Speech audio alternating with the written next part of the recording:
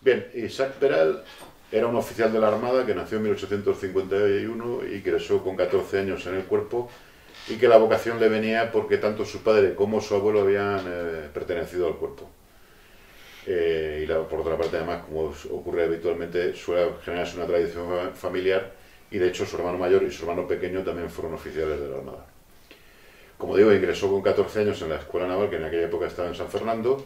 A los 16 años ya empezó su vida de embarque. Ya embarcó por primera vez en un barco de vela de la época y fue rumbo a Manila, que en aquella época, al no existir el canal de Suez, era toda una singladura importante porque tenían que doblar el Cabo de Buena Esperanza. Ahí ya empieza su periplo militar como hombre de acción, pero él también tuvo siempre una fuerte vocación por el mundo científico. Por otra parte, en la Armada siempre se ha cultivado, hay una parte de la Armada que siempre ha cultivado el estudio científico porque es vital para el desarrollo de sus competencias militares. En esa época, desde que tenía 16 años hasta que ingresó en la Escuela de Ampliación de Estudios, pues, que ya lo hizo en 1877,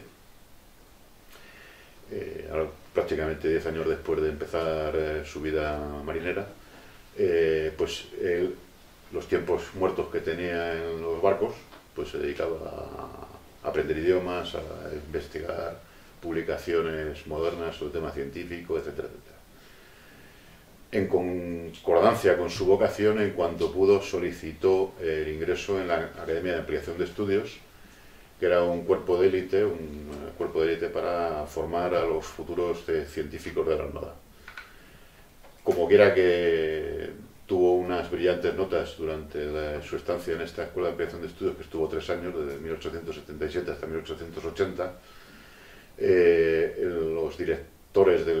tanto el director como el subdirector, en cuanto pudieron, reclamaron su presencia como profesor de la Academia de Ampliación de Estudios. Y en 1883 ingresó como profesor de física y de matemáticas en la citada Escuela de Ampliación de Estudios. Termina ahí un periplo de vida militar, de acción, de hombre de acción, y empieza el periplo de un hombre científico. En el periodo militar incluso intervino en 2 guerras, la guerra de los 10 años con Cuba, donde se distinguió militarmente y fue condecorado con la medalla al mérito naval con distintivo rojo por una acción de guerra, una de las múltiples acciones de guerra en las que intervino, y también había intervenido en la Tercera Guerra Carlista. En 1783, como digo, inicia su periplo docente dentro de la Academia de Ampliación de Estudios. En 1884 se sabe, por la documentación que manejamos, que ahora mismo está en el Archivo Histórico Nacional, que ya empieza a esbozar su desarrollo de lo que es la futura arma submarina, pero lo mantiene en secreto y solo lo sabe su mujer. En 1885 se produce una crisis muy importante, que está a punto de enfrentar en una guerra a España con el Segundo Reich, con el Imperio Alemán, que en aquella época estaba dirigido por Bismarck,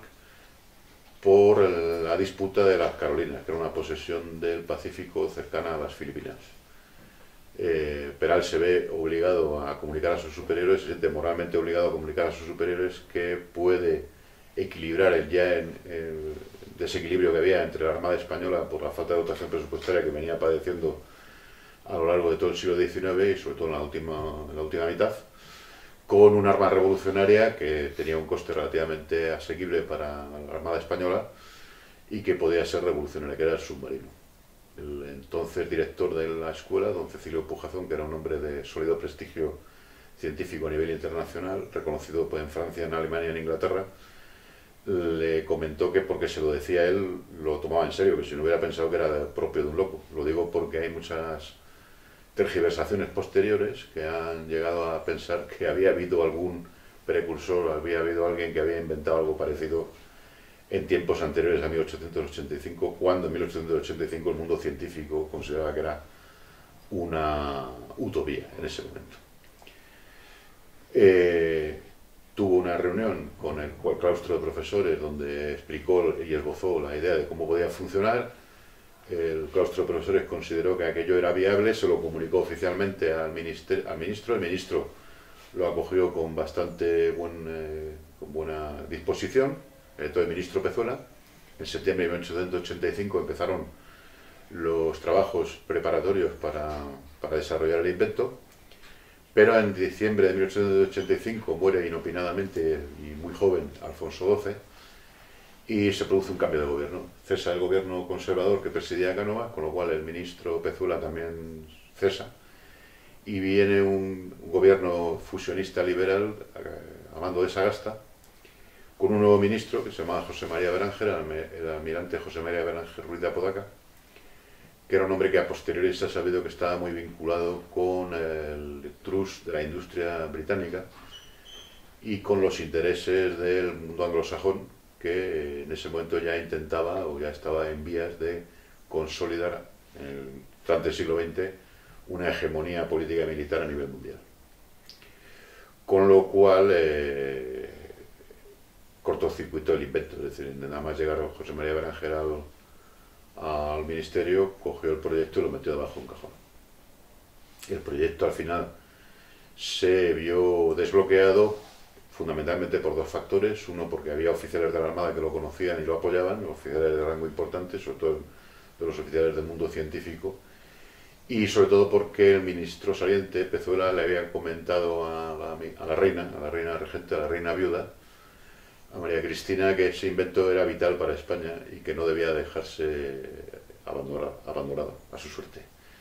Entonces la reina presionó en la medida de sus fuerzas, aunque en esa época, ser un régimen parlamentario, los poderes del rey como figura estaban bastante limitados y el ejecutivo lo dirigía directamente el gobierno de la nación, pero con la propia autoridad que tenía la reina o que tenía la figura del rey. En ese momento estamos ya hablando del reinado de Alfonso XIII, aunque la reina regente era la que tenía en su delegación el poder representativo de la corona, pues presionó para que el invento no se viera frustrado.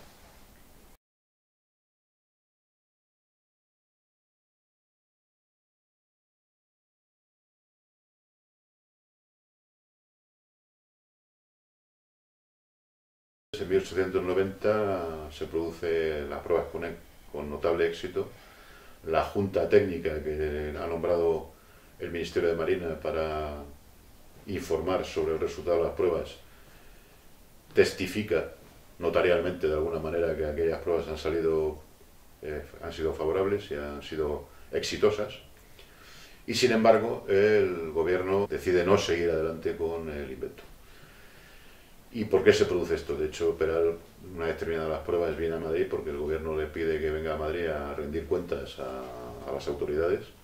y es atendido por el presidente del gobierno, por el presidente del partido de la oposición, por la reina regente, por las cámaras, etcétera, paralelamente por el Congreso y el Senado, etcétera, etcétera, aparte de un montón de instituciones privadas más, que lo consideran el hombre de la época, el inventor más importante del momento y el hombre más importante del momento, de alguna manera. En ese momento hay un intento que al final se coronará con éxito, de las naciones anglosajonas por la hegemonía a nivel geopolítica mundial. Y en ese momento hay un proyecto que es el Canal de Panamá. El Canal de Panamá, que se va a hacer en lo que es el territorio de Panamá. Previamente, por supuesto, se segrega Panamá de Colombia, porque Panamá pertenecía a Colombia, para que se convierta en un país pequeñito y manejable. Y además, en esa época, tanto el Reino Unido como Estados Unidos consideran que deben salir las últimas potencias europeas del escenario americano. Y las últimas potencias europeas es el Imperio Español, que sigue teniendo Cuba y Puerto Rico, que son la llave del Golfo de México. El Canal de Panamá va a atravesar el Golfo de México, desde el Golfo de México hasta el Pacífico. Entonces hay que sacar a España de allí, la presencia española de allí. Por lo cual, la guerra que más tarde o más temprano se iba a desarrollar, que explotó en 1898, de alguna manera eso lo sabemos porque hay documentos que lo acreditan, tanto de la Oficina de Inteligencia Naval Americana como del Servicio Secreto Británico, que ya estaba decretado de alguna manera la expulsión de España del territorio. El invento del submarino era totalmente un hándicap tremendo, un obstáculo tremendo a esos planes, porque evitaba un combate naval, o sea, impedía un combate naval entre las fuerzas de superficie de una potencia que podía ser Estados Unidos con España, porque evidentemente hubo un submarino en aquella época, impedía el bloqueo de las fuerzas de superficie. De hecho, tenemos que tener en cuenta que la guerra antisubmarina no empieza a tener cierta eficacia hasta 1943. Estamos hablando de 1880 y 90, es decir, que faltan 50 años para que se desarrollen armas antisubmarinas de cierto nivel de eficacia. Por tanto, en esa época no existía capacidad en la Armada ni en la del Reino Unido, ni en la de Alemania, ni en la de Francia, ni en la de Estados Unidos capaz de contrarrestar el invento del submarino. Con lo cual se moviliza todos los servicios secretos de inteligencia, tanto británico como estadounidense, aparte de la industria, el trust de la industria británica, que en ese momento es hegemónico, se movilizan y movilizan sus fuerzas para que el gobierno español no siga adelante con el proyecto. Y hoy en día sabemos que un agente, se llama concretamente Basil Zaharov, que tenía la doble condición de espía porque pertenecía al servicio de inteligencia británico, pero además estaba dentro de lo que es dentro de la industria británica, era el hombre clave, porque con el tiempo acabaría dirigiendo el mayor grupo industrial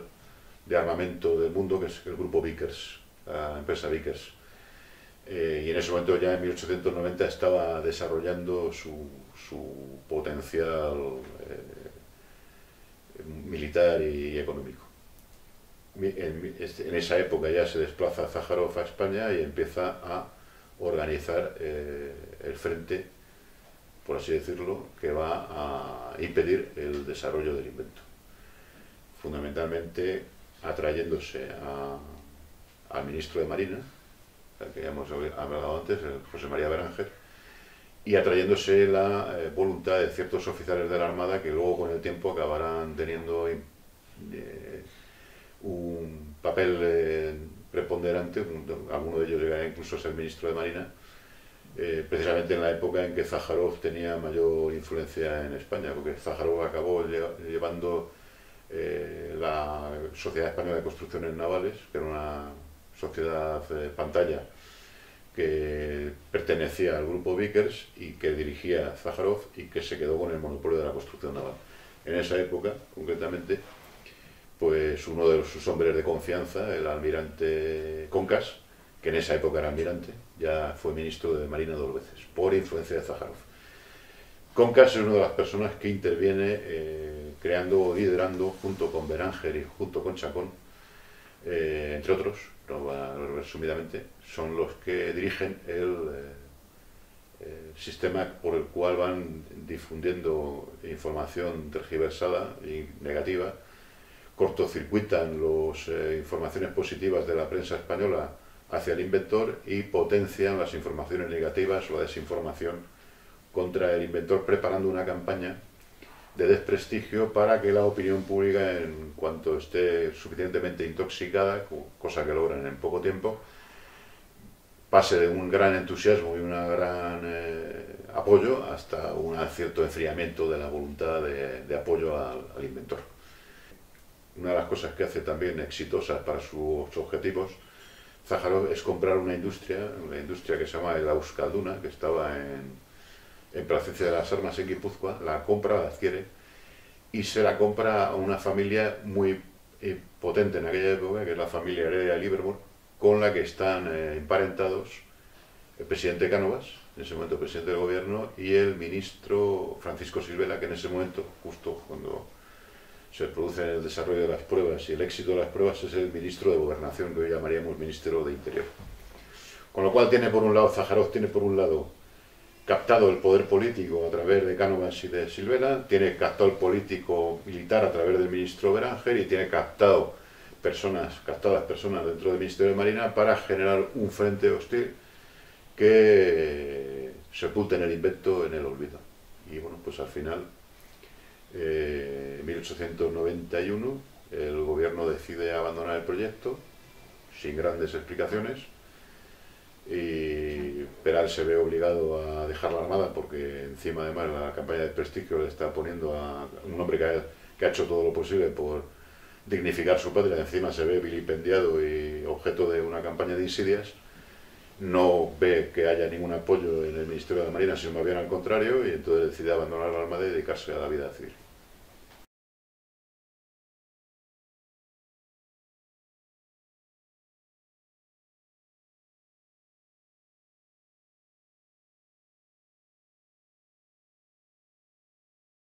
En abril de 1887,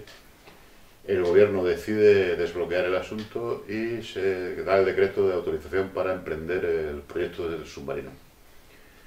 En abril de 1887 se le faculta para ir encargando a diversas casas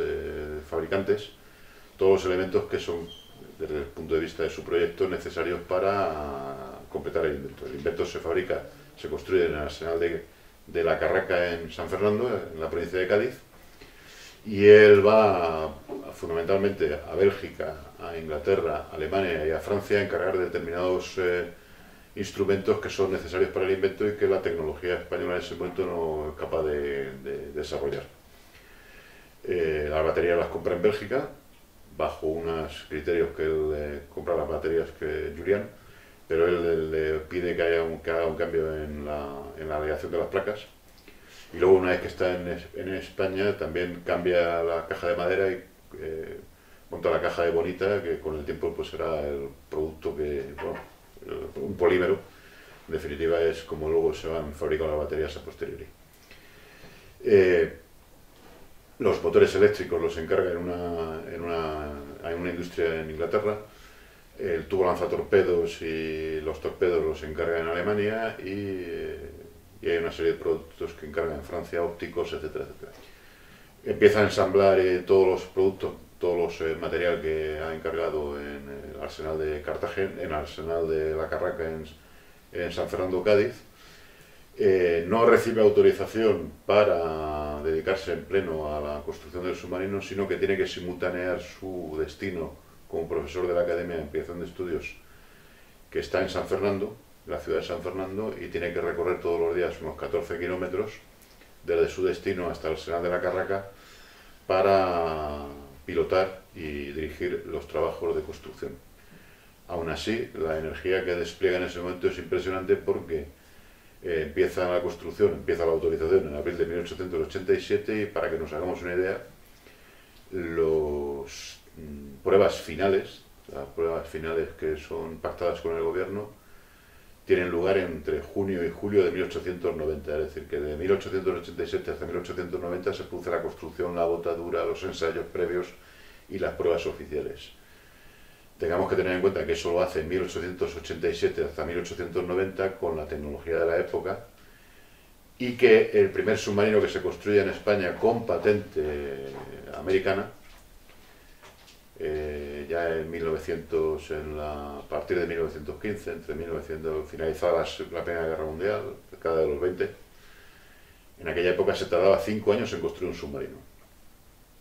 Simplemente para que nos hagamos una idea del trabajo que hizo en esa época el inventor. Por cierto, esa patente que pagó España para construir submarinos de patente americana era una patente que se había entregado bajo cuerda a la compañía Holland por parte de Zájaro, del que luego hablaremos más adelante,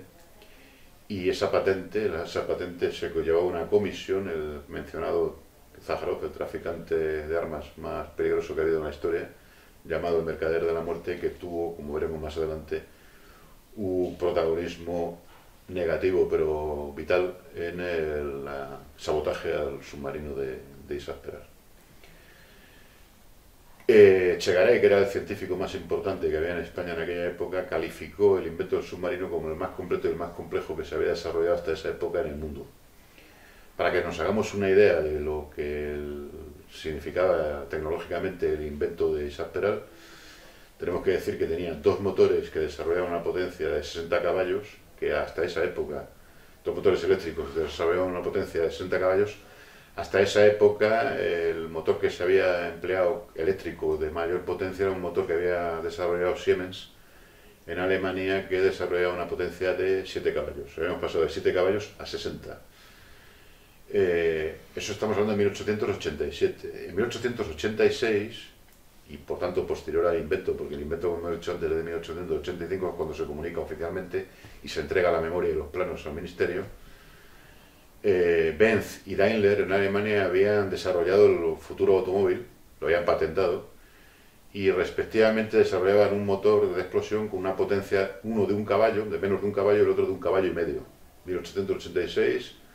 la tecnología alemana, que todo el mundo considera una de las tecnologías de referencia a nivel mundial, y como gran salto cualitativo habían desarrollado un motor de explosión de un caballo y un caballo y medio. En 1887, mejor dicho, en 1889, se probaba en España un submarino con una potencia de 60 caballos. Lo digo para que nos hagamos una idea del salto cualitativo que significó el invento. Aparte de esto, y para completar un poco la idea de lo que lleva el submarino, hay que decir que el submarino lleva dos motores de, como he dicho antes, de 60 caballos de potencia. Para la propulsión llevaba más motores auxiliares de entre 5 y 10 caballos para los servicios auxiliares del submarino. Llevaba una corredera eléctrica para la estimación de la velocidad y de la distancia recorrida. Llevaba un tubo lanzatorpedos, llevaba 613 baterías de acumuladores, batería de acumuladores para alimentar la potencia eléctrica de los motores.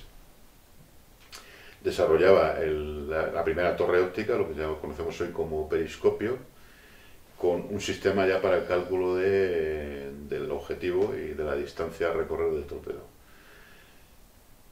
Terminaron las obras de construcción en 1889, finales del 89, en 1888 en septiembre se había hecho la botadura oficial del submarino. A lo largo de 1889 se producen las pruebas preliminares y al principio de 1890 ya se autorizan las pruebas oficiales que se desarrollan entre principios de 1890 y junio-julio de 1890. Las pruebas principales que marcan un hito en la historia de la tecnología a nivel mundial y especialmente sobre todo porque demuestra que España estaba capacitada, los españoles estábamos capacitados para desarrollar el reto tecnológico como cualquier otro país, pese a lo que se había dicho.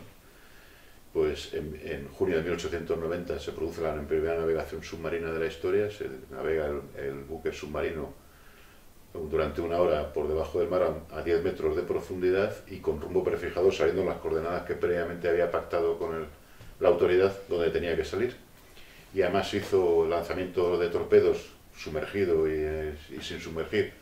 o en cota periscópica, había hecho las tres opciones de lanzamiento de torpedos y había hecho simulacro de combate tanto a nivel diurno como a nivel nocturno. Entonces este es el gran desarrollo tecnológico, lo cual le convierte a Isaac Peral junto con Tesla, en los principales impulsores de lo que se conoce como segunda revolución industrial. Ambos inventores han sido postergados por la historia de la tecnología. Tesla se está reivindicando en los últimos 15-20 años y consideramos que Isaac Peral se producirá inevitablemente una reivindicación, igual que se ha hecho con Tesla, y se está produciendo ya en estos años o en los años venideros.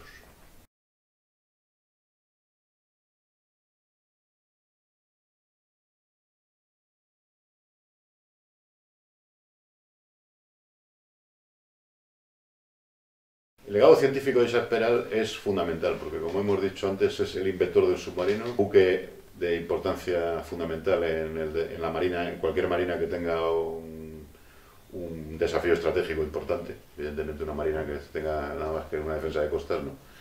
Pero una marina como la española, como la alemana, como la británica, como la francesa, etcétera, tienen que tener, o la argentina o la brasileña, tienen que tener, China, etcétera, etcétera, Japón, Rusia, tienen que tener sí o sí submarinos. Aparte de acorazados, aparte de portaaviones, etcétera. Por tanto, su contribución al legado científico es fundamental. Pero aparte de eso, cuando él se ve perseguido y se ve acosado por el entorno político y de la Armada, o de la institución oficial, o sea, del ministerio, del ministro de la Marina, pues él decide abandonar la Armada, pide la licencia absoluta, con lo cual no tiene derecho a compensación económica de ningún tipo, no tiene derecho a retiro, pero él prefiere esa situación y dedicarse a la industria civil y aplicar sus conocimientos revolucionarios a la industria civil. Primero se emplea en una compañía alemana que está establecida en Madrid, y luego en cuanto él puede ya se independiza y crea la primera fábrica de baterías que hay a nivel industrial, a nivel mundial, que es, cuyo edificio se conserva en la calle Mazarredo en Madrid. Crea el Centro de Consultas Electrotécnicas en la carrera de San Jerónimo, en Madrid también, como centro de ingeniería para establecer los proyectos o para vender proyectos a los futuros clientes, a los potenciales clientes, y desarrolla las primeras 22 centrales eléctricas que se producen en España, con lo cual convierte a España, a la industria eléctrica española, en pionera a nivel mundial. La industria eléctrica española ha sido siempre de las primeras del mundo, y eso es gracias a Peral. No se ha reconocido nunca oficialmente, pero es así. Aparte de además eso, que es otro detalle poco conocido, es que compra 3 minas en Orense de antimonio para la construcción de baterías en la fábrica que tiene en Madrid. Todo eso lo hace en muy poco tiempo, porque en 1891 abandona la Armada y muere en 1895, en 22 de mayo de 1895, con lo cual estamos hablando de no llega a 5 años. Y en menos de 5 años produce todo eso que hemos dicho antes, es decir, una fábrica pionera de baterías, un centro de ingeniería eléctrica a nivel nacional, las 22 primeras centrales eléctricas las crea él a lo largo del territorio nacional. Por lo cual el legado científico de Peral es importantísimo y es algo que no se ha reivindicado convenientemente y debería reivindicarse en algún momento.